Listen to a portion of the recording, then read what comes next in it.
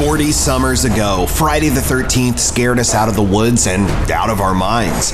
But where did such a voyeuristic tale of blood-splattered murder and creative mayhem originate? Through 13 watchlist picks, we resurrect the bloody roots of the prototypical summer camp slasher, Friday the 13th.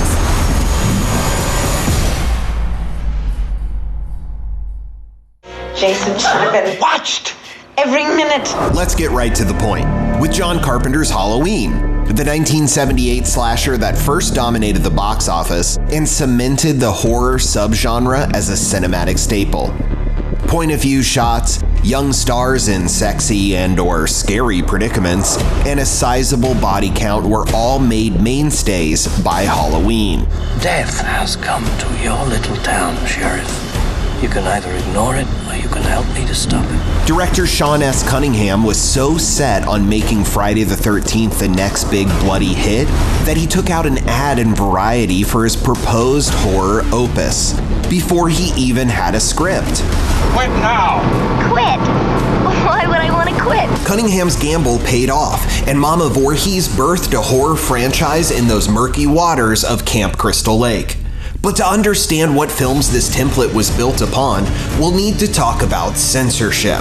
As Hollywood relaxed moral guidelines in the late 1960s, filmmakers pushed the boundaries for what was acceptable, and a horror maestro named George A. Romero doubled down on the gore for what he'd call a splatter film. They're coming to get you, Barbara. Night of the Living Dead was a sea change in what could be projected in the US, but Romero wasn't the first to push the gory envelope or to work in the splatter subgenre. That honor goes to writer, director, and schlockmeister general Herschel Gordon Lewis. This type of affair is my specialty. Creating exploitation films for drive-ins, Lewis had to keep up with changing tastes. So he tried his hand at a pair of bare-bones horror films that prioritized shocking bloodshed over, well, everything else. Regardless, 1963's Blood Feast and 1964's 2000 Maniacs were essentials to the summer camp slasher's bloody roots. Wait a minute, there's enough fun for everybody. This ghoulish genesis of the Voorhees can also be traced across the pond, first to Italy and to director Mario Bava's 1963 black and white whodunit, The Girl Who Knew Too Much, which was recut and released in the US as The Evil Eye, but we'll stick with the original title. Certo, ma non le sorge il dubbio che il delitto lei possa averlo sognato, quantomeno immaginato. With this title, Bava referenced a horror hero of his, Alfred Hitchcock, who we'll get back to in a moment, and Hitchcock's two films titled The Man Who Knew Too Much. But Bava was also striking out into a brand new subgenre that he was creating, and that would be greatly influential on American horror, one called giallo, so named for the yellow covers of Italian crime pulp fiction. Tutti gli uomini sono stati trattenuti e sono sicura ormai che l'assassino è uno di loro.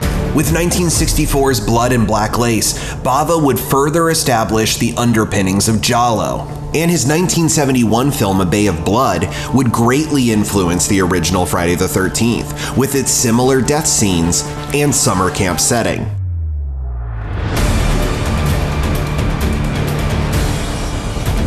And if we're discussing giallo, we must mention Dario Argento's The Bird with the Crystal Plumage from 1970, which popularized the high style of Italian horror on the worldwide stage, and acknowledged the voyeuristic nature of the cinematic style that was still alive and well a decade later in Friday the 13th. Ah, hey, peeping Tom, eh? So sorry. But these films and filmmakers owe a debt of gratitude to a pair of very different English auteurs and two 1960 films released within months of each other that got diametrically opposed responses.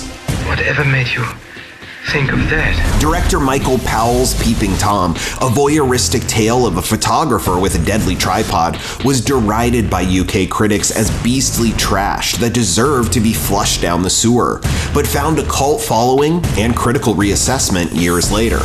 Meanwhile, Hitchcock guarded the ghastly secrets of his landmark thriller Psycho by refusing early screenings to critics and doing all the promotion himself. In this house, the most dire, horrible events took place.